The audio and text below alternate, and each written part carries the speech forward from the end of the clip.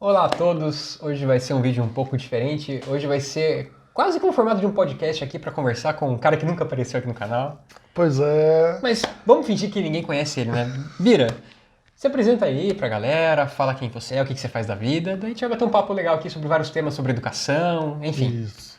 Olá pessoal, meu nome é Biratã e sou professor de matemática, língua portuguesa, física, um monte de matéria aí. E também fiz curso de hipnose, a gente vai falar também sobre isso. Tem que ter um pouquinho, né? Tem que ter um pouquinho, né? E é isso aí, vamos que vamos. E hoje você dá curso, você dá aula só de matemática. Matemática e física. E você ano passado, eu não sei se foi ano passado ou se esse ano ainda, você também era diretor de colégio. Foi ano passado. Eu tava com o diretor de uma escola estadual. E como que foi essa experiência? Olha, é pra nunca mais, né? Não, mas foi boa a experiência. Não foi ruim, não, foi válida. Mas é complicado, né? É que simplesmente eles pegam e te jogam, sem às vezes um preparo, porque não tem a opção. Cara, você pode falar que você não quer. Só que você tá lá trabalhando como vice, não tem diretor, não tem ninguém para assumir o cargo. Você vai assumir a direção da escola e fica trabalhando. Já teve um momento que eu quis sair, teve um momento que quiseram que eu saísse. Você ficou quanto tempo lá? Fiquei 1 ano e meio. 1 ano e meio. Porque às vezes dava alguns probleminhas meio que internos, assim, que chegava até a diretoria de ensino e aí teve algumas desavenças lá, mas tudo certo. Então, ó, pra gente começar a reter o povo aqui no vídeo, conta alguma história boa pra gente aí da escola. Ou de quando você era diretor, ou de quando você dava aula. Mas aquela história que você tá sentado com as pessoas, você vai falar, eu preciso contar essa história porque aconteceu outra coisa. Claro, preserve as pessoas envolvidas se Claro. tiver, mas quando você pensa em história que você viu na escola, como professor ou como diretor, que foi engraçado ou que foi uma coisa marcante, o que vem na sua cabeça, assim? Eu, não sou muito ruim de lembrar, mas eu vou contar uma história que aconteceu semana. Eu não sei nem quando vai pro ar, mas aconteceu esses dias Foi recente, atrás. então? Foi recente. Foi numa escola que eu tinha trabalhado, teve um show de prêmios na escola, eles estavam arrecadando dinheiro para fazer alguma coisa, acho que algum evento. Daí fizeram um show de prêmios e chamaram toda a comunidade, um monte de gente, aluno, todo mundo participando do show de prêmios, tudo maravilhoso. Foi num sábado à tarde. Tava vendendo dentro da escola, naquele momento, vendendo refrigerante, chopp. Era um momento fora e podia, né? Não tinha supervisão de professores. Claro, alunos ninguém tomando, eram só os pais lá, adultos.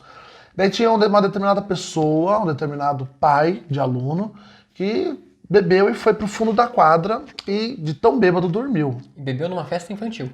Não, na verdade não é festa infantil. Tá. Era um Show de talentos, show de né? prêmios. Aberto, assim. Mas não era só estava usando o espaço da escola, não entendi. entendeu? Aham. Daí toda a comunidade foi, igual qualquer festa normal. Ah, tá, entendi. Só usava o espaço da escola. E daí ele foi pra trás da quadra e lá ele ficou dormindo. Acabou, todo mundo foi catando o lixo, tava fechado, e ele ficou lá, ele dormiu e ficou, fecharam a escola, ele ficou lá dentro da escola, na parte perto da quadra. E daí no dia seguinte ele começou, o muro da escola não é muito alto, né? Então ele começou a chamar, falar alguma coisa, tô aqui preso, e não tinha o que fazer, porque a escola era longe, não tinha ninguém para chegar lá, então falaram para ele pular o muro e pulou. Só que todos os vizinhos perceberam isso e acharam estranho, alguém pulou no muro de dentro para fora, mas até explicar que focinho de porco não é tomada, tudo ficou resolvido. E era o pai de um aluno. E onde estava esse aluno? Ele foi pra casa. Esqueceu o pai lá.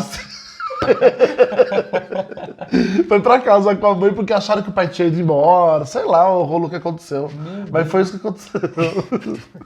Bom, aproveitando então, trazendo essa sua educação, né, que é uma... Você tá nessa área há quantos anos? 14. 14 anos. E hoje em dia, né, você já passou como professor, já virou diretor, enfim, você passou por várias etapas. E imagino que você começou também lá atrás, já começou como professor direto ou era um estágio? Como é que funciona uma carreira nessa área? Então, o que seria o certo começar? Seria você começar com um estágio, né, aprendendo a regência em sala de aula, e depois seguir para a área da educação. Depois você vai e se torna professor. Quando eu comecei, não comecei fazendo estágio, nunca fiz estágio, porque eu já comecei dando aula. Então eu já comecei como professor eventual, dando aula, porque não tinha professor na época, como eventual era muito difícil ter. Na verdade tinha muitos professores, só que era difícil você pegar a aula, você ia mais para substituir os professores que faltavam. Certo. E nisso eu acabei fui pegando aula, fui acumulando ponto, acumulando experiência, e até que eu consegui pegar as minhas turmas. Só que o bom seria o estágio, eu percebi que me fez falta em algum momento. Porque eu fui colocado na sala de aula, eu lembro que a primeira turma que eu dei aula foi pro 3º médio. Fui substituir história. Uma professora que estava de férias, alguma coisa assim, não lembro. E é complicado, porque eu fui direto para a sala de aula, fui direto para substituir história, sem ter uma noção básica do como que seria. Porque eu fui com aquela ideologia de que todos os alunos vão prestar atenção, todos os alunos vão fazer tudo o que eu pedi, sabe? E não é nada disso. Mundo ideal. E mundo ideal. E tinha, acho que 2 anos que eu tinha saído da escola quando eu voltei para dar aula. Então, para mim foi uma experiência, não foi negativa, foi uma experiência muito boa, tive momentos excelentes nessa época, aprendi muito. E isso só foi melhorando conforme eu fui, hoje, sendo como profissional. Eu fui evoluindo, crescendo, entendendo como que é, como que não é. E assim, você tá 14 anos, então você começou mais ou menos em 2009, né? Mais ou menos. 2009, 14 anos. 2008 eu comecei. 2008. Só que acho que ano que vem faz 15. Vai fazer 15? Segue a Bom, vida. mas é bastante tempo. Foi legal isso aí. Professor de matemática, enfim, né? Mas assim, eu percebo assim, se a gente pegar esse momento, 14 anos, em termos de tecnologia, em termos de tudo no mundo, o mundo ele evoluiu bastante. Sim. E eu imagino que assim, o que você viu de mudança no processo de educação das crianças ou desses adolescentes que você dava aula há 14, 13 anos atrás para o dia de hoje? A educação, ela melhorou? Ela piorou? Ela é uma coisa que ainda assim, você percebe que teve diferenças? Mudou alguma coisa nesse processo? Porque a tecnologia mudou. Acesso à informação, agora a gente está entrando num momento que a inteligência artificial está vindo com tudo. Sim. Então eu imagino que se você passa um trabalho de escola hoje para um aluno de terceiro ano, ele pode pegar esse problema, colar no chat GPT lá e ele vai te dar resposta, sem precisar fazer nada. Então assim, o que essa mudança no mundo como um todo implicou na educação em si? Então, era melhor 14 anos atrás ou hoje está melhor? A tecnologia veio pro bem ou vamos dizer assim, também tá difícil de manter a motivação da criançada, né, nisso? Se eu for pensar que lá em 2009 eu tinha sala de informática na escola, mas ela não era muito utilizada porque os professores não sabiam mexer, não sabiam, não tinha essa proatividade de procurar aprender para mexer lá. Também porque acho que os professores eles já tinham muitos anos de carreira, né? Então é o professor do livro. Quando eu comecei era o livro, eu também não tive esse hábito lá atrás de levar para informática, porque como eu comecei como eventual, então às vezes estava na escola, chegou um professor faltou. Então na hora eles falam, professor, vai lá, Biratã, vai lá dar aula. E eu ia. Se vira. Mas assim, eu ia, eu preparava material, tinha tudo certinho, eu não entrava na sala e não fazia nada, eu fazia. Mas eu lembro que o celular já começou a... Começou a ter um pouco mais. Mas era um ou outro que tinha na sala, não era a sala inteira com celular, então tinha um ou outro. E o celular não tinha WhatsApp, não tinha, era só SMS, você lembra do SMS? Sim. Posso falar vivo aqui? Pode. Que lá, pelo menos pra cá, a maioria era vivo, então você colocava uma recarga de R$30 e ganhava 1000 SMS. E era isso. Era isso que eles ficavam, mas eram poucos, né? E assim, eu vendo música, porque música você não tinha um aplicativo, você tinha que baixar a música e colocar no celular, era uma coisa bem mais trabalhoso. Mais trabalhoso. Então, mas você pedia, desligava o celular de boa e dava, você conseguia dar aula. Hoje não, hoje uma sala toda tem celular e eles... O professor, ele tem autonomia ele tem a capacidade de pedir pro aluno não poder usar o celular na sala dele? Sim, porque existe uma lei, existe essa lei que proíbe o uso do celular em sala de aula do aluno, não é o professor que é proibido. O professor pode utilizar para fins pedagógicos. Mas você pode mandar, galera. O aluno, existe essa lei, mas as escolas colocam na sala de aula o decreto, proibido, né? Ali, né? Mas às vezes eles ficam mesmo assim. Dá murro em ponta de faca. E você, em termos de desempenho escolar, essa geração que estava um pouco antes desse boom do celular, ela tinha desempenho melhor do que a geração atual? Você percebe a diferença? Isso que é onde que eu queria chegar. Muita diferença. Porque a geração atual, ela estudava talvez um pouco mais do que essa, porque não tinha esse desfoco de atenção. A atenção era estudar. Também tinha alunos bons e tinha alunos ruins. Toda geração tem. Toda geração tem. Mas lá no passado você tinha um número maior de alunos bons no sentido de não bom de ser bonzinho, bom de estudar, de fazer uma tarefa, de fazer uma pesquisa. Mas fazer mesmo, não ir lá no Google, imprimir, pôr uma capa e entregar. É fazer mesmo a pesquisa. Hoje em dia você tem isso bem menos. O desempenho caiu mesmo. Muito. Por isso que os professores precisam em sala de aula se redobrar, fazer de uma maneira que ele consiga, que nem eu. Eu começo a aula e termino no dia. Então, dificilmente eu começo uma aula e na outra aula eu vou corrigir um exercício, alguma coisa. Porque senão, às vezes, se o aluno faltou, ele já não vai pegar a matéria. Entendi. Certo? Porque ele não vai fazer, a lição não vai copiar. Eu lembro que quando eu estudava, a gente ia na casa do colega pegar... Eu estudava à tarde, então eu ia de manhã, pegava o que eu perdi, copiava para chegar no dia e ter, sabe? Na aula e ter o conteúdo. Mas eu acho que esse desempenho, e os índices mostram isso, né? Você sabe que tem um livro que eu li recentemente que chama Fábrica de Cretinos Digitais, que a capa é até uma menininha com uma bolha de chiclete enorme assim. E nesse livro, ele é eu não lembro agora o nome do autor de cabeça, mas ele pegou e ele fala que essa geração, tudo com base com pesquisa, né? Essa geração que está vindo agora é a primeira geração que vai ser, teoricamente, mais burra do que os pais. Porque, teoricamente, assim, à medida que os pais... Até então, sempre eram mais inteligentes que os avós. Então, essa geração que vem sempre, teoricamente, estava evoluindo da que vem de trás. Porque mais acesso a conhecimento, né? Mais informação. Essa é a primeira geração que, por conta, e aí que é o argumento dele, por conta da tecnologia, principalmente com relação à maneira que a criança é criada hoje, com tablet na mão, com celular na mão, essas crianças elas estão perdendo, no desenvolvimento delas, a capacidade de poder ter um senso mais analítico, conseguir interagir mais com pessoas, um lado mais social, entre outros problemas cognitivos, e está se tornando uma geração que é a primeira vez que vai ter uma geração, teoricamente, inferior em nível cognitivo do que os pais. E é preocupante, porque casa muito com isso que você acabou de trazer. Você está vivendo isso, você percebe isso ali, vendo 14 anos de experiência numa escola, você está acompanhando essa evolução. E aí, como é que faz, né? Porque eu percebo assim, hoje em dia, os pais, eles utilizam da tecnologia, principalmente quando você tem um filho pequeno, cara, seu filho tá enchendo o seu saco, você dá o tablet pra criança, você quer uma paz, vamos dizer assim. Só que até que ponto, né, o custo que a gente tá cobrando, que a gente vai pagar por isso, né, até pensando em termos maiores, porque assim, se você começa já com uma criança que ela vai ter um prejuízo nesses primeiros anos de vida, porque por conta desse excesso de telas, a longo prazo vai ser uma criança que talvez não consiga estudar tanto, não consiga ter um desempenho escolar tão grande, que a longo prazo vai ser um profissional abaixo da média. O que você acha de tudo isso?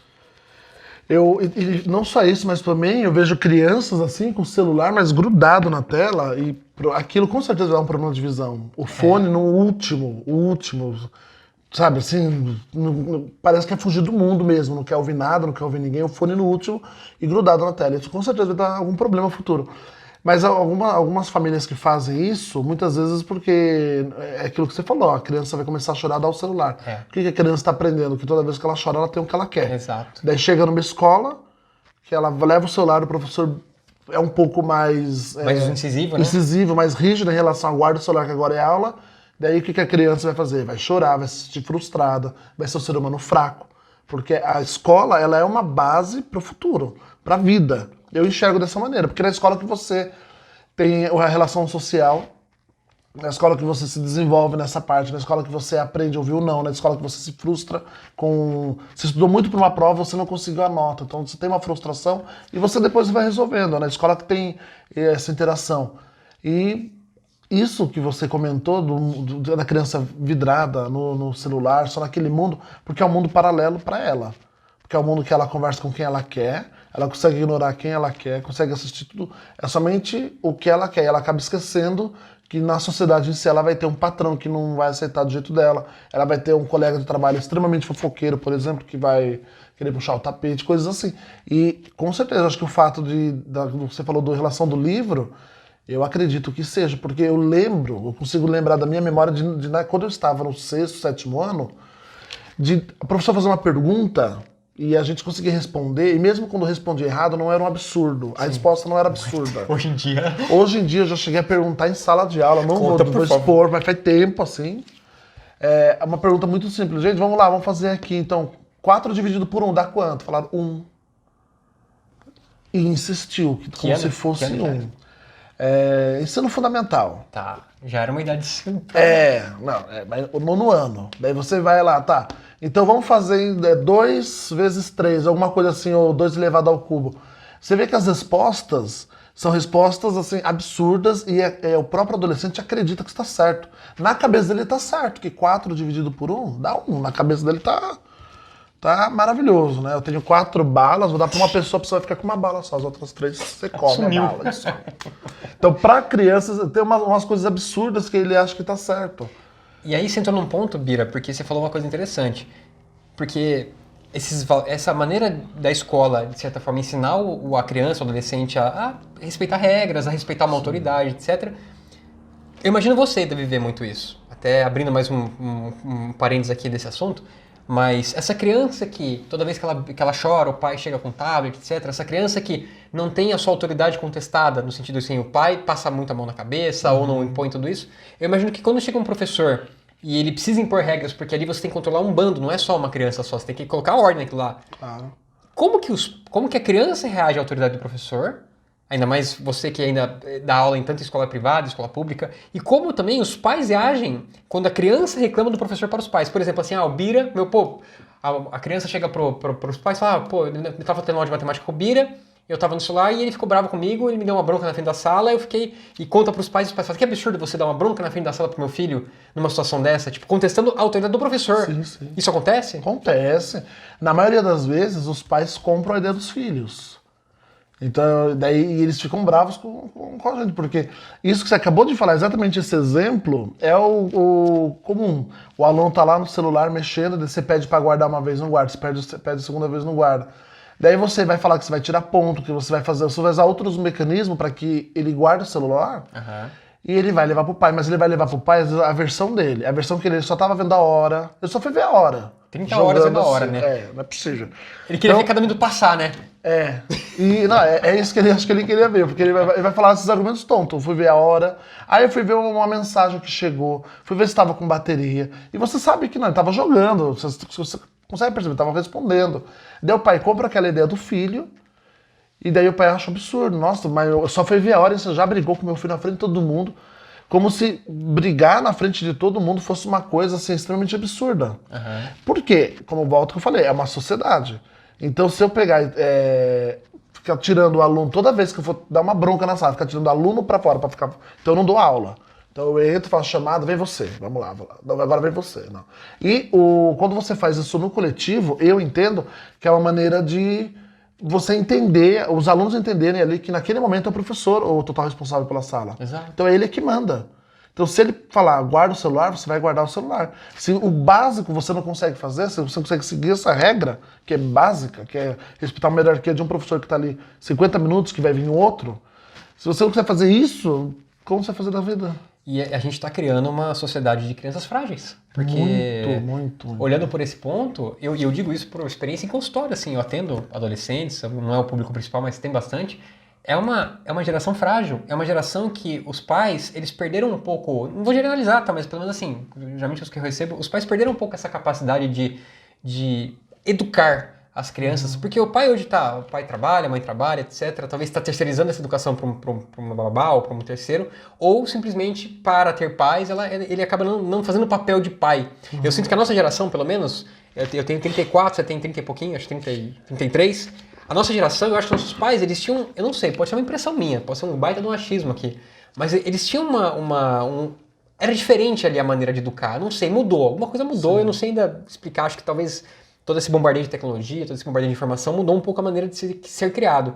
Porque se você é uma criança que o pai quer te poupar de tudo, e é o que acontece, por exemplo, quando chega um pai para o Bira e fala assim, olha, você deu uma bronca no meu filho, o que o pai está fazendo? Ele está mostrando para o filho que é certo continuar aquele comportamento. Sim. Então a criança, ela percebe que ela pode contestar a autoridade do professor. E eu não estou falando que o professor tem que ser autoritário no sentido de ser mal educado ou de ser grosso, não. Mas você ali, existe uma hierarquia. Você tem a sua hierarquia. Dentro da sala de aula, o professor ele é a autoridade máxima e tem regras a serem cumpridas. Uma das regras é não use o celular durante a aula. Sim. Se isso é uma regra imposta, você só está comunicando aquele adolescente da regra. Você não é que você criou a regra, você está só comunicando ele para o bom andamento de todos e para o próprio adolescente aproveitar melhor a sua aula, porque a sua preocupação no final é que ele vá bem na aula.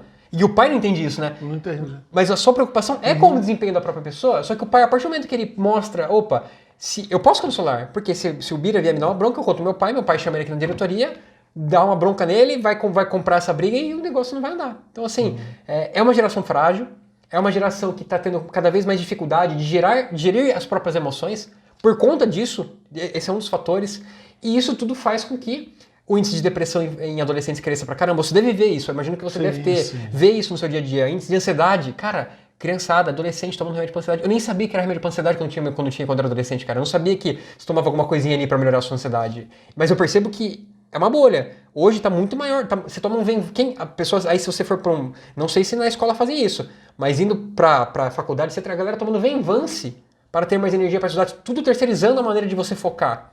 A pessoa desaprendeu a colocar foco numa coisa que ela quer aprender. Ela precisa terceirizar isso pra um remédio. Sendo que faz um mal danado tomar um Venvance sem uma prescrição médica e sem um quadro pra isso.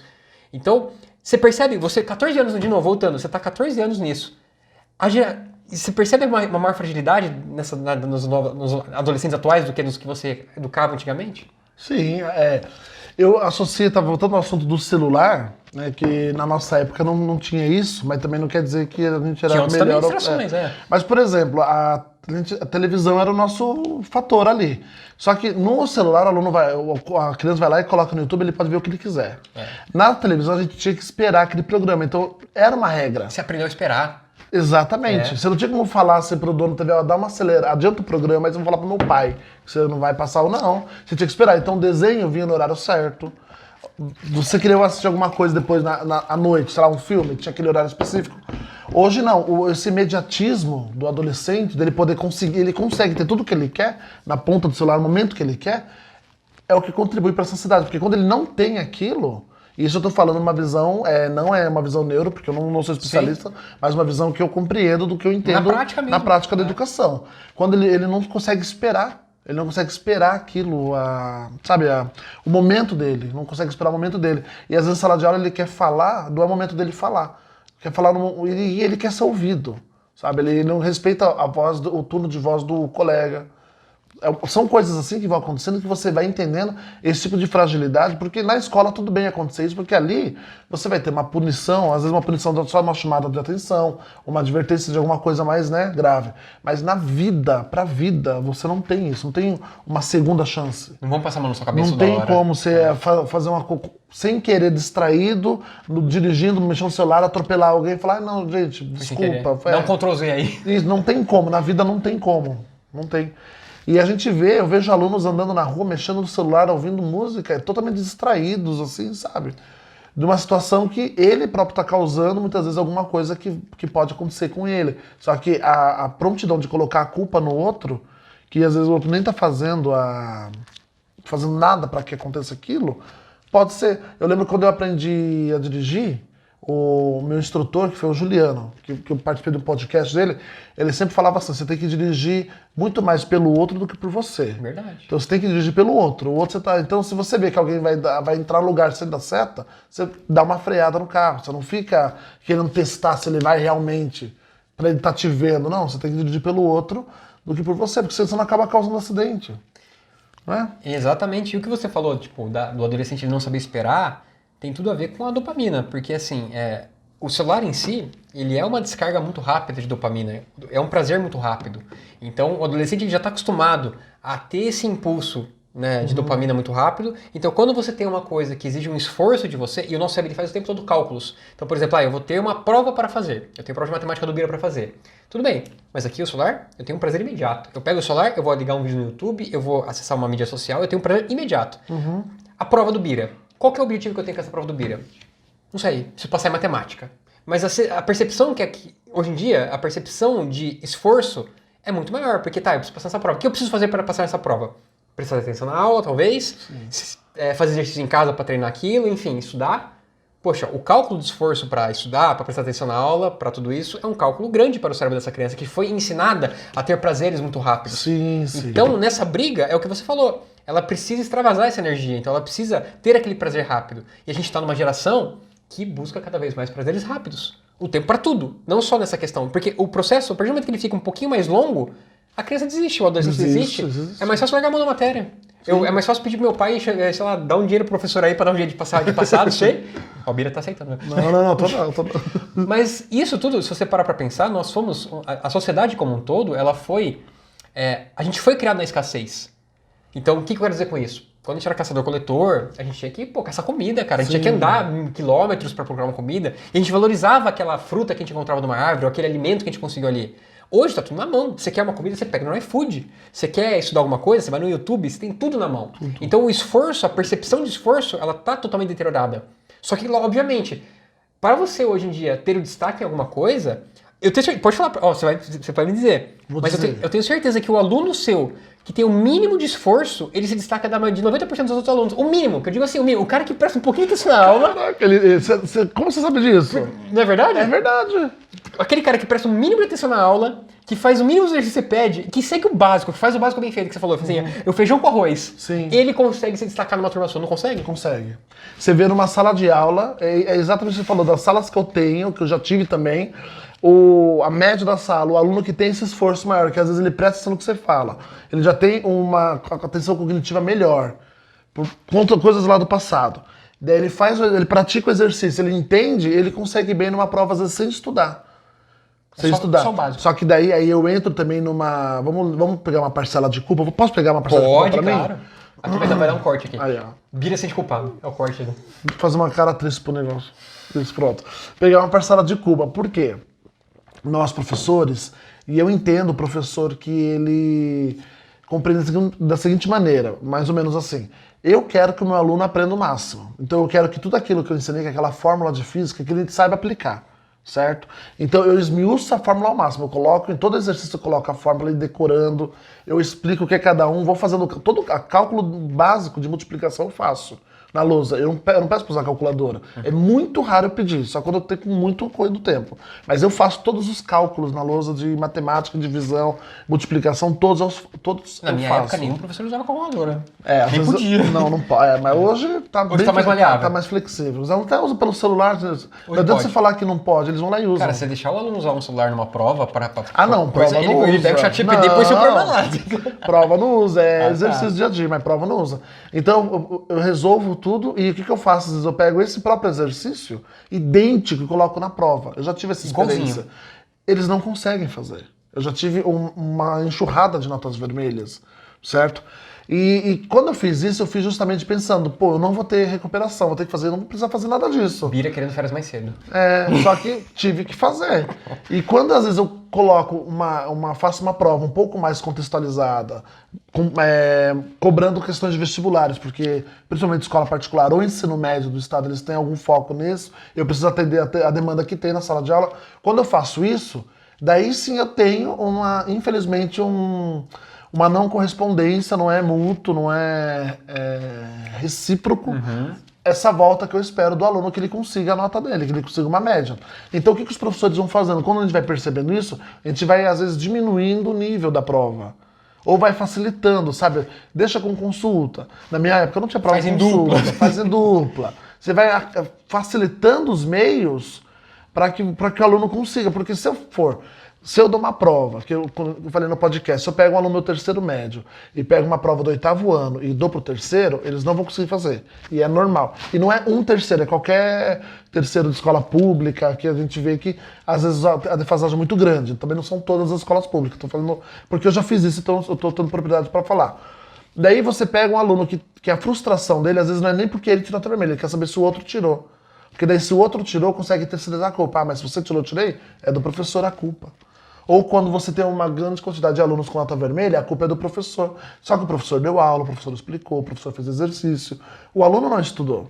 Daí, para não ter esse tipo de fala, que muitas vezes até de coordenadores, de gestores, tem a fala de, se uma sala toda vai mal, a culpa é do professor.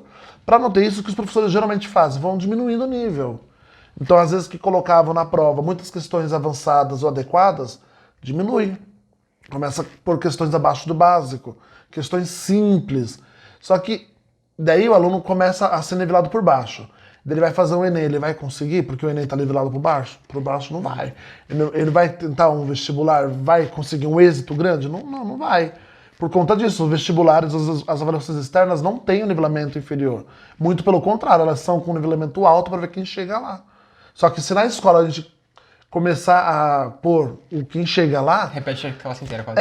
Daí você começa a ter notas vermelhas, a todo momento nota vermelha. Daí desestimula o professor, desestimula o aluno, desestimula a equipe, daí você quer achar o culpado. Porque todo mundo quer achar um culpado, né? Todo mundo aponta. A família às vezes aponta que é o professor, ou que aponta que é o filho que não estuda, o filho aponta que é o professor, que não entende a matéria, o professor aponta que é a gestão, que tá, aliás, o sistema, aponta que é o aluno. Então todo mundo quer achar um culpado, não é? E se isso continua acontecendo, justifica aquilo que você falou do livro, que você vai diminuindo cada vez mais. Nas faculdades realmente vão entrar aquelas pessoas que mais se dedicam, se destacam. Pode acontecer de um aluno que estuda a vida toda numa escola particular não entrar, e quem se esforçar, como você falou, um básico acima na escola particular, na pública entra. Sabe que eu falei a ordem certa? Sim. Agora, eu falei? Então é, porque às vezes eu inverto público com particular. Sim. Qual coisa dá uma cortada. Mas ó, e na sua opinião, já que você falou de culpa, qual que é o grande culpado desse mau desempenho que a gente está vivendo hoje na educação? O sistema. Eu vejo que é o sistema, porque lá de cima, quem começa a... Porque o nosso sistema de educação ele é um sistema europeu, mas não funciona no Brasil. Né? No Brasil, primeiro, que não está nem na Europa, né? Tudo bem, teve a colonização, português e tal, mas é um sistema que não funciona aqui no Brasil, porque no Brasil você tem várias realidades. Você tem, no estado de São Paulo, um lugar... Vamos por ao extremo, você tem um lugar totalmente periférico, onde a prioridade ali é sobreviver, é comer, e você tem um lugar, sei lá, muito elevado no sentido de condição financeira, que a prioridade é qual queijo que eu vou comer hoje, qual que é o passeio que eu vou fazer hoje. Daí você pega um material e padroniza para os dois. Isso para mim é exclusão, não é inclusão, tá excluindo. Tá, mas é o mesmo material, mas são realidades diferentes. Daí o professor ele tem que fazer as adaptações, só que daí vem uma avaliação externa, que é o SARESP, que é o IDEB, acho que é o SARESP, tem uma outra avaliação que acho que é o IDEB. Daí vem a Prova Brasil, IDEB é o resultado, Prova Brasil. Vem as avaliações externas, daí aquele material que você adaptou, que você facilitou para quem está naquela determinada localidade, não vai ter um desempenho melhor do que aquele que a preocupação é, meu Deus, minha festa, vou fazer aqui, eu vou fazer num salão comercial. Entendeu? Então, para mim, o grande sistema, ele não dá voz às comunidades, não dá voz às escolas, às diretorias de ensino, para que a própria diretoria escolhesse, desenvolva o material. Você entendeu? Você falou que o nosso é europeu, que a gente segue aqui. É. O outro, que os mais comuns, então, no mundo como um todo, é europeu, que é americano, né? O que é outro tipo de ensino? Não sei quais são os outros, mas eu sei que tem o asiático, eles são mais... Deve ser bom o asiático, porque eles, não, né, teoricamente... Mas é por isso que lá é lá que tem o maior nível de suicídios, né, de tem isso também, adolescentes. Tem, né? Porque o sistema deles é um sistema que você não pode falhar. Esse é o problema. Você não pode falhar. Então, uma nota vermelha... A régua aquilo que você falou da régua de jogar pra baixo daqui, lá eles jogam pra cima. Pra cima. Então, um 9, um 8,5 é uma frustração para o adolescente lá muito grande, que para ele encontra o suicídio como uma maneira de não decepcionar mais ninguém.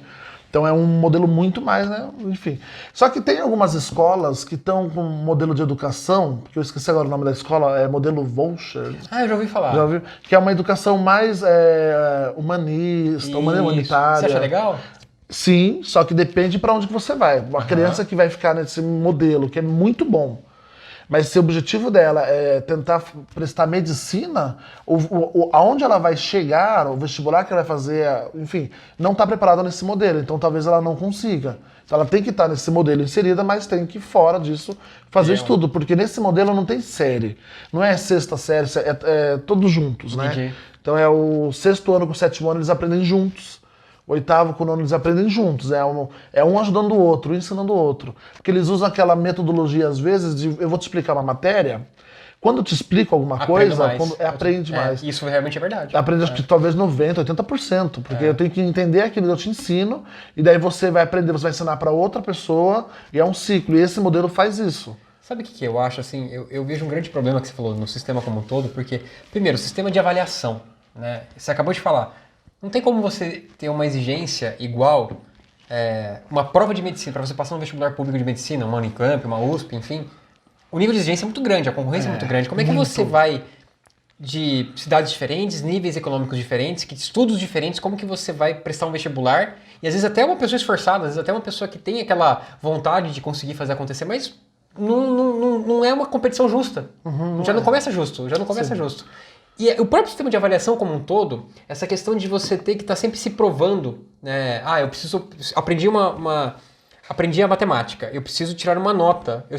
Eu acho que tá aí um dos grandes erros. Aí eu vou dar uma opinião, tá? É uma opinião minha, pessoal. Certo. Qualquer coisa que... Eu acho que entra um pouco nessa falta de motivação das crianças hoje em dia, adolescentes.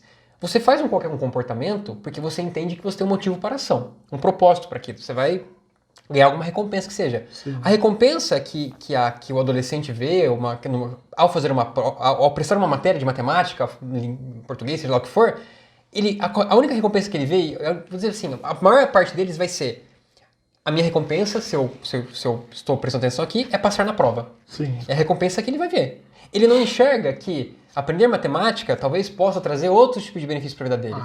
Aprender português pode trazer outros tipos de benefícios para a vida dele. Enfim.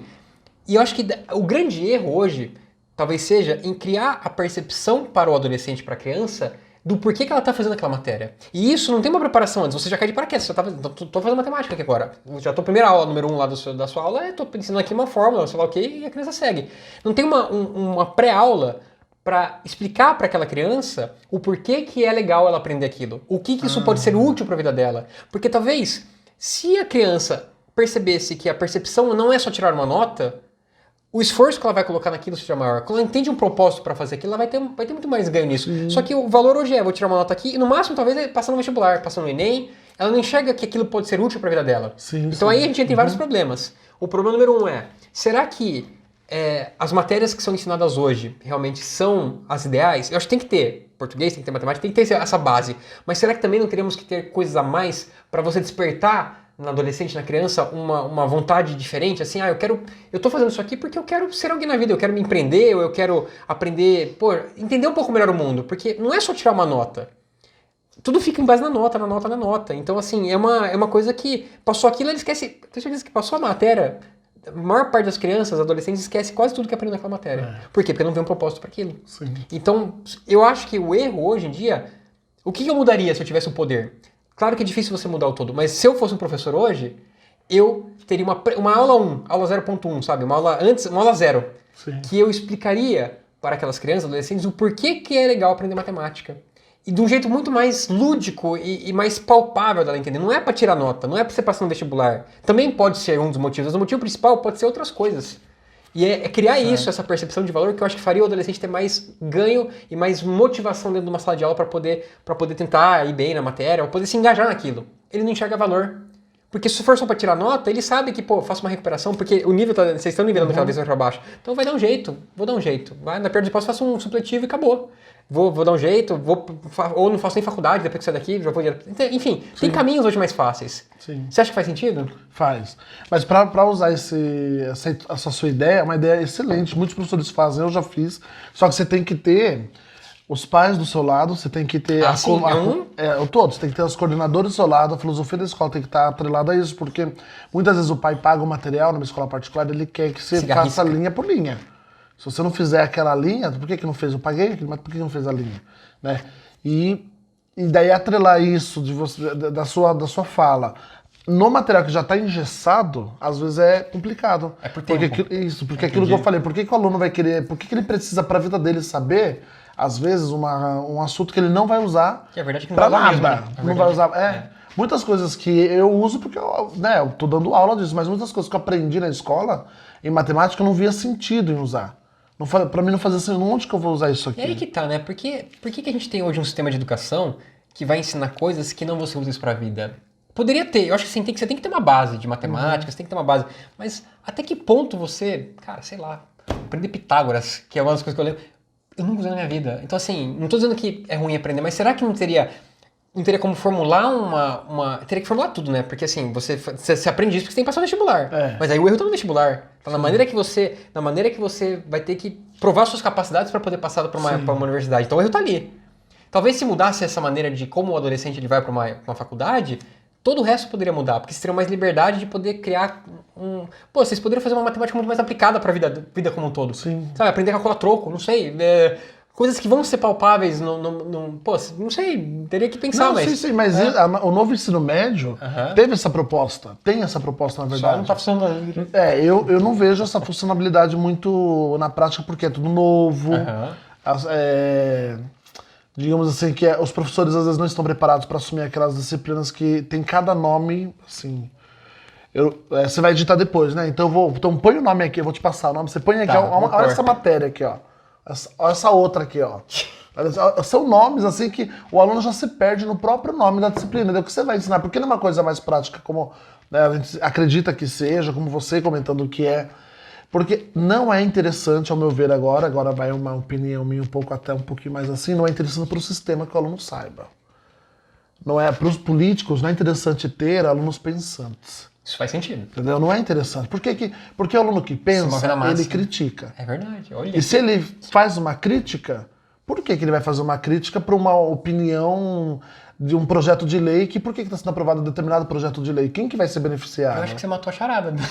Mas isso eu sempre ouvia Eu isso. nunca pensei por esse lado. Mas o sistema não quer, porque se o sistema quisesse realmente Pessoas pensantes. pensantes, você vê, por exemplo, o quanto que se arrecada de impostos em São Paulo. São bilhões por ano, bilhões.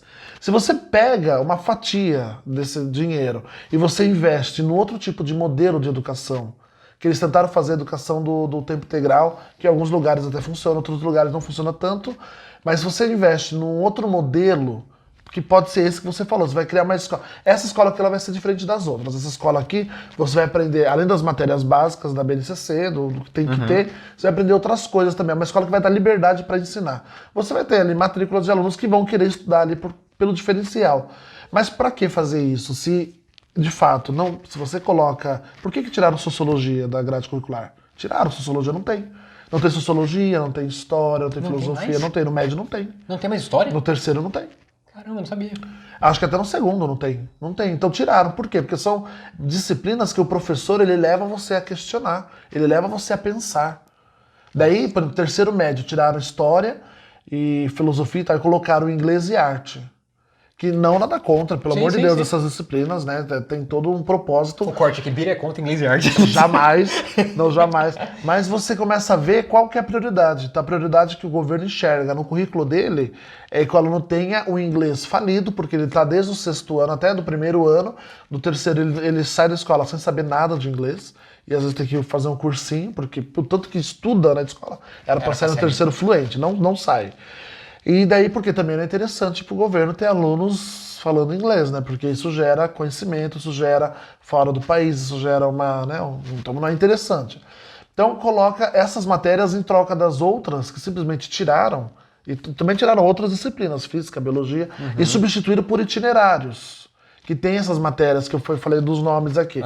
Mas não é, perde-se a essência do que é matéria, porque o que se aprendia em sociologia, em filosofia, o que os professores de história falavam, era justamente buscando isso, vamos pensar. Será que aquele político que você vai votar, você está votando porque você quer votar nele, ou porque você está ouvindo a sua comunidade, ao entorno, seus vizinhos, seus familiares votarem nele? Olha só. Qual que é o projeto de lei? E eu conheço professores de história que realmente fazem os alunos pesquisarem. Ano passado estava muito polarizado, até hoje está, né? Entre Bolsonaro e Lula. Está muito, né? Posso falar sobre isso Fique aqui? à vontade, que é Estava muito polarizado. Então, teve um professor de história que ele fez um projeto lá no particular que eu achei incrível, que é um debate entre os alunos defendendo o candidato. Então ele, na sala de aula do médio... Ele instigou eles a pensarem. Mas daí ele colocou uns critérios. Vocês vão pesquisar fake news que falam do seu candidato, né, quais as mentiras que estão falando do seu candidato, e você vai provar através da pesquisa que aquilo é mentira. Então falaram que foi desviado tanto. Então tá, isso é uma fake news. Então você vai provar através de reportagens, do que você vai coletar de material, provando que aquilo é mentira. Se você não conseguir provar, você não apresenta. Você vai apresentar fatos que provam. E ele fez isso em sala de aula. Alguns pais odiaram a ideia, acharam que não tinha que envolver política na escola. E outros pais que souberam, até os próprios alunos gostaram da ideia. E ali você começa a trabalhar o quê? O pensamento crítico, o argumento, a compreensão, a pesquisa. Então tudo você trabalha. Só que como que você vai fazer isso se você simplesmente tira essas matérias? Eu tenho certeza que... Bom, educação nunca foi prioridade para nenhum governador, nenhum presidente, nunca foi prioridade. Mas eu acho que daqui para frente a tendência é essas disciplinas que saíram não voltarem mais. E elas sendo substituídas por outras disciplinas para ficar no mais do mesmo. Justamente por isso. Não se querem pessoas pensantes. Esse deu um belo corte. Tem até no YouTube, você pode ver pessoas em passeatas. Você pergunta para ela, eu vi, por que você está aqui? Eu não sei, eu vim com a minha mãe. É o efeito manada que Você é esquerda ou direita? Não sei. Sabe, uma coisa assim, mas por que você está? Você sabe que assim, tem uma... o ser humano, ele tem uma... Ainda mais quando um ser humano que ele não tem essa base de querer racionalizar para entender algo, é muito mais fácil você seguir a manada. Porque, por exemplo, tem aqui uma pessoa na sala que ela se declara como uma pessoa conhecedora de algum assunto. É mais fácil você seguir aquela pessoa, tipo, no sentido, vou apoiar a opinião dela, do que você propriamente se colocar a risco e existe um viés que você vai acreditar que aquela pessoa tá falando a verdade. E é tão interessante isso, tem um vídeo no YouTube famoso, foi um estudo que fizeram, que eles simularam como se fosse uma sala de espera de um médico, não sei se era de um médico, enfim, e tinham várias pessoas que eram atores ali na sala, e uma pessoa que não era. Então, uma pessoa que a pessoa ia lá, uma sala de espera para passar com algum médico, enfim, e toda vez que tocava fazia uma campainha assim, todo mundo levantava e sentava. Todo mundo, porque todo mundo foi para isso. Sim. E a pessoa que tava lá, que não sabia de nada que estava acontecendo, achou estranho no começo. Mas aí foi uma, foi duas, foi três, foi 10 vezes, até que a pessoa começou a levantar também, porque ela achou normal seguir a manada. Né? Condicionamento. Então, assim, tocou lá, pá, a pessoa também começou a levantar. E aí, depois isso tudo continua, porque depois chega uma outra pessoa que também não sabe nada. Todo mundo sai da sala de espera, e aí depois chega uma outra pessoa, só tem ela na sala. E, cara, e a pessoa tocando o alarme, ela levantava e sentava de novo ainda, continua fazendo. Eu preciso ver esse vídeo. Cara, vou te mandar. Vou deixar até na descrição, que é muito bom, cara. E aí, isso mostra que algumas coisas. Tem dois pontos interessantes aqui. Primeiro, é mais fácil para nós seguir o que está acontecendo. E tem vários estudos que falam sobre isso. Tipo, de você. Uma coisa que você sabe. Por exemplo, eu sei que a sua camisa é de uma cor X, só que todo mundo que tá no estudo fala que é a cor Y. Vocês, cara, mas eu tô vendo que é cor X, mas será que eu tô errado? Porque você começa a se questionar. Se todo mundo no ambiente que acha que aquela cor, que essa camiseta aqui, que ela é preta, é branca, todo mundo tá falando que é branca, será que eu que tô errado? E você começa daqui a pouco você fala que é branca também. Sim. Então esse efeito é um, e tem um segundo ponto, que entra muito nessa questão de você não querer pensar. Que teve nessa maneira, esse momento político que foi muito dividido nesse momento que a gente passou, pode perceber, nós temos o ser humano em si, que Daniel Kahneman, que é um autor do livro Rápido e Devagar, e ganhou um prêmio Nobel, ele fala muito sobre vieses. E nós temos um viés de, sempre que a gente acredita, que a gente coloca uma energia em acreditar em algo, a gente vai procurar todos os argumentos possíveis para confirmar aquilo, um viés de confirmação. Então, por mais que, é aquela coisa, não vou falar de X nem Y para não polarizar aqui, mas assim, o seu político, vamos supor, não vou citar esse nome nenhum, ele roubou. Cara, tá claro que ele roubou, sei lá, cara, tá nítido que ele fez uma coisa errada. Tá provado. Tá provado. Vídeos, tem tudo. Tem um cara lá, sei lá, pegando, assim, sabe aquelas de desenho animado, assim, ele pegando o dinheiro do bolso do outro ali e saindo correndo. Vamos dizer assim, tá provado, tem ali estruturado. Mas você, por ter gastado toda uma energia para ter defendido aquilo, você vai buscar um argumento para confirmar a sua opinião de que aquele político ele é lícito. Então, pô, não, mas ele deve ter roubado para pagar o tratamento de câncer da mãe dele. Não, ele deve ter roubado para... A pessoa sempre vai procurar um argumento lógico, uma justificativa, né? Para defender o injustificável. Eu não tô nem falando de lado X ou Y, mas assim, por quê? Porque falta... Muitas vezes a pessoa é muito mais confortável você se manter nessa área que você conhece do que você abrir a cabeça assim, mas poxa, será que eu posso estar errado? E isso envolve pensar. Porque para você assumir que você está errado com alguma coisa, que você acreditava fielmente, você vai ter que parar e pensar e racionalizar. Sim. Só que como isso entra muito de encontro com o que você trouxe, porque se você está numa sociedade que não está priorizando a educação, não está priorizando esse pensamento crítico, não está priorizando você desenvolver esse tipo de raciocínio, como que você quer exigir que a pessoa pense? A gente se torna pessoas que seguem a manada. Pessoas que vão fechar isso aqui e eu vou defender a todo custo aquilo que eu acredito, sendo errado ou certo. E isso é muito complicado, né?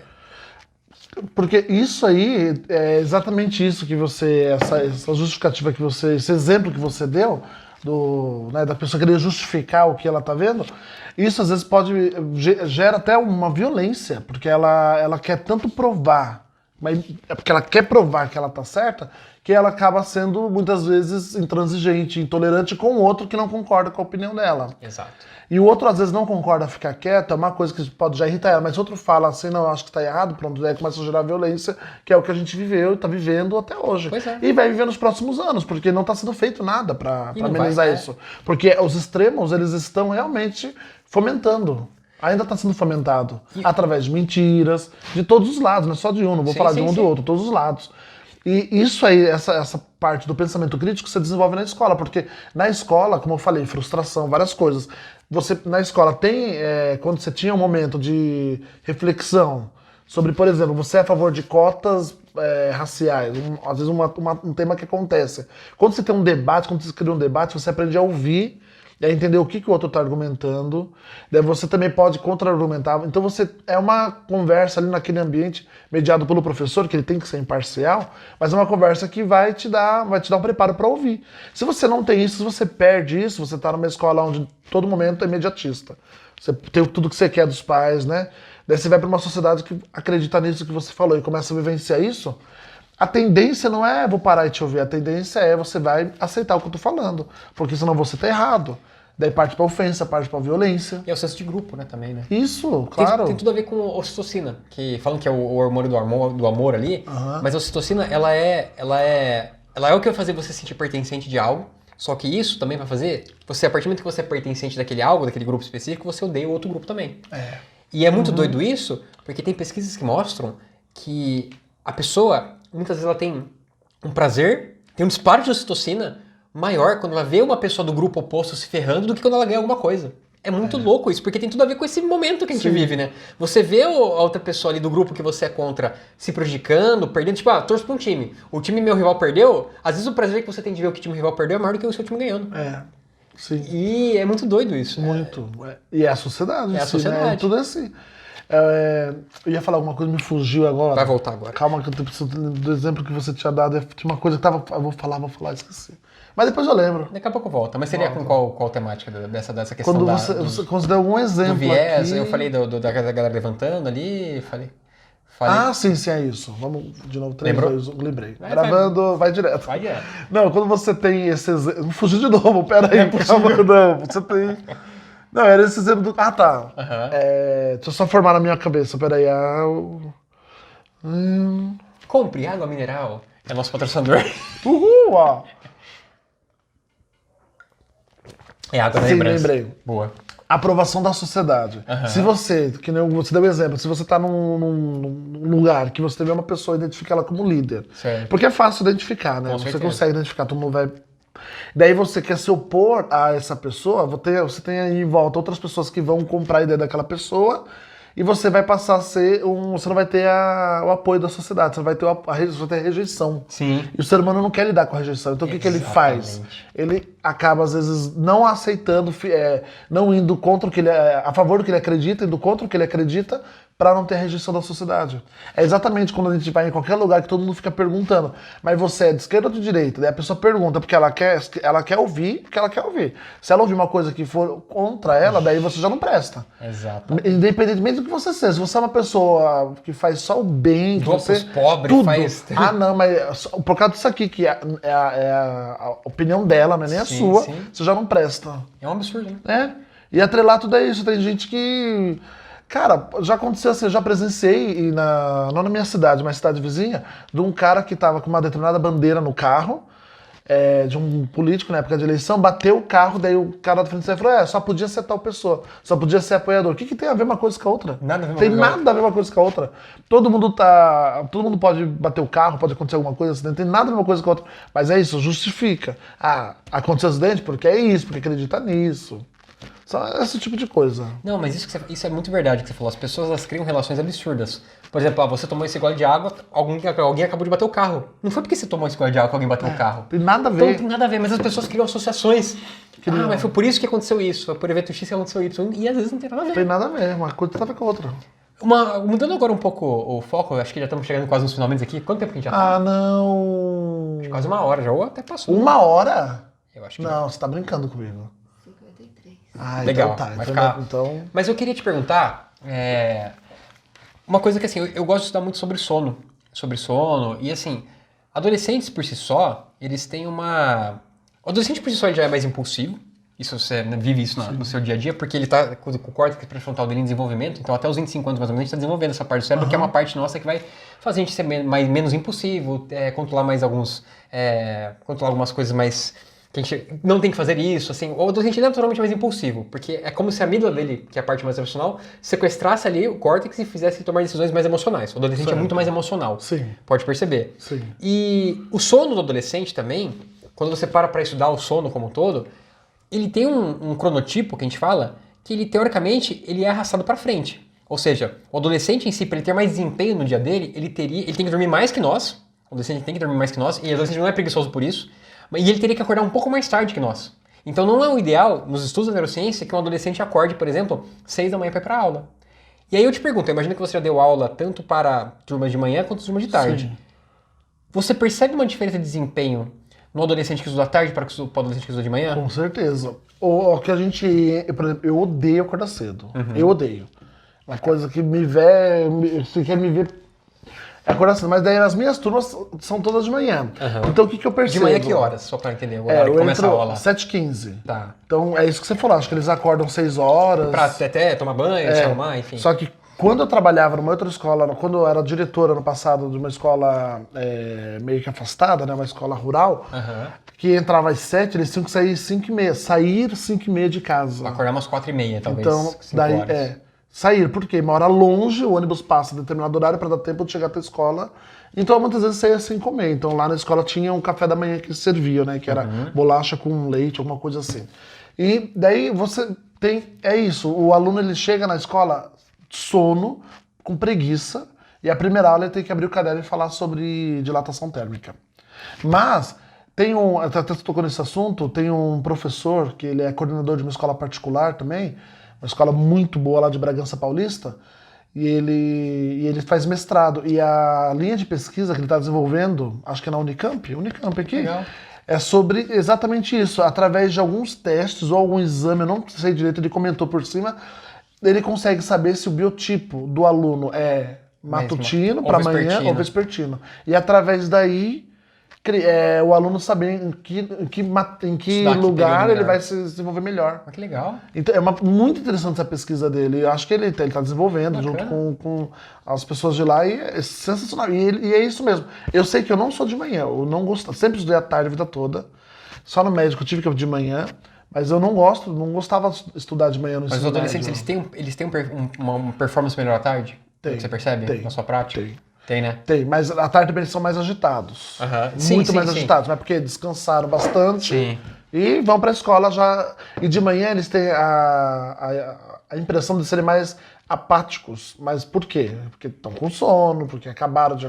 Às vezes nem dormiram, ficaram jogando e nem dormiram, mas tiveram que ir para a escola. Então. E não rende, porque eles querem dormir, eles querem colocar assim a... E sabe o que acontece? O adolescente que ele tem que acordar num horário desse, e ele... Geralmente ele é um adolescente que ele vai acordar numa fase de sono, tipo, um sono profundo, que ele ainda não tá no momento de acordar certo, ele já associa a escola com a raiva que ele tá de acordar. Então ele começa a criar uma aversão aí pra escola, porque ele sabe que ali ele vai estar cansado, ele vai estar com sono, ele vai... Então o desempenho dele naturalmente já vai cair. Então isso é uma coisa que até... tem escolas nos Estados Unidos que elas já estão começando, até para quem estuda de manhã, está começando um pouco mais tarde. Então, tipo, 9 da manhã, 10 da manhã, para o adolescente poder dormir um pouco mais. E isso já tem até estudos que mostram que o desempenho escolar dos alunos começou a melhorar. Só de você, em vez de entrar numa 7 da manhã na escola, uma mudança de 2 horazinhas que você bota para frente para o adolescente entrar na aula já melhora o desempenho dele. Que são coisas que a gente fala, são mudanças que não são mudanças estruturais tão grandes, mas que poderiam ter uma mudança na qualidade de estudo já. Claro. São fáceis de implementar, eu imagino, né?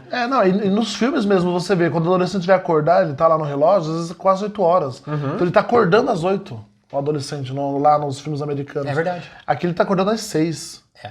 Daí você tem, né, enfim. Daí, claro, eu acho que o adolescente que ele dorme cedo, ele vai acordar mais disposto. Sem dúvida. Né? Então, o adolescente que dorme lá por umas 8 horas da noite, ele vai conseguir... Vai ser difícil, hein? Muito. Adolescente, acho que é muito difícil. Criança até pode ser mais, seja mais fácil, porque criança, assim, gasta mais energia, né? Corre. Mas adolescente é mais difícil, porque ele quer ficar à madrugada conversando e tal. Mas isso que você falou faz todo sentido. E daí, como que você... Daí entra naquele viés. Adolescente, muitos querem trabalhar. Daí o trabalho ou é de manhã ou é à tarde. Se você abre margem para ele entrar mais tarde, vai ter que ficar um pouquinho a mais na escola. Talvez até umas 2. Ele já não consegue trabalhar. Entendeu? É um modelo que talvez não funcione por isso. Por isso, entendi. Mas por que não testar, né? Por que não fazer? Ou dar essa opção, né? Sim. Talvez dar uma opção de... Enfim. Mas, Bira, acho que batemos um papo gostoso, acho que foi bastante coisa aí. Bastante. Agradeço, acho que foi muito legal. Vai dar vários cortes legais aí, polêmicos, alguns. Uhul! Obrigado. Eu e o Bira, a gente vai começar uns projetos novos aí, quem sabe, né? Claro. E é isso, se inscreve no canal, curta esse vídeo. O canal do Bira qual que é? O canal é Claro Que É. Só que você não pode digitar no YouTube Claro Que É, porque senão vai aparecer uma empresa que eu não vou falar qual que é Claro. Falei já. Hoje você falou da Vivo da Claro, você tá falando dos dois concorrentes ali. Então, estão me patrocinando. Obrigado, empresa. E o sonho dele é tinha. Não queria estar dizendo isso. O seu Wi-Fi aqui é Nokia? Aqui é Ah, claro. não, Nokia não é empresa celular. Ela... Nokia é modelo, disfarça, Brasil. Beijo, até mais. Então você vai fazer o quê? Você vai me seguir no Instagram, @biratã com 2T, vai estar aparecendo em algum lugar aqui na tela. É o professor mais famoso do Brasil, né? Sou o segundo. Segundo, quem que é o O primeiro? primeiro é Alberto Deliso lá. Ah, é, Albertinho. Então, daí você vai me seguir nas redes sociais, aí lá no Instagram você vai encontrar na bio lá em cima, link pro meu canal, você clica, curte os vídeos. E ó, tem vídeo, não tem vídeo toda semana, às vezes tem, às vezes não tem, mas segue lá que se Fica às você é vezes com o inscrito, hiato parado, né? Fica, um ano, já ficou um ano. Não, ficou, o meu primeiro hiato ficou 2 anos. Depois eu comecei a fazer, depois fiquei um ano parado. Mas tem 120 vídeos. Um vídeo por ano, gente. Vocês vão nessa firme aí. Então, se você for inscrito, você vai acompanhar. Inclusive, vai lá. ter uma entrevista que ele vai fazer agora. Verdade, vai aparecer aqui. uma entrevista lá pra vocês verem. Os cortes, ó, bacana. A entrevista rendeu, hein? É isso aí. Gente, obrigado aí. Nos vemos no próximo vídeo. Valeu, tchau, tchau. Tchau, tchau, pessoal.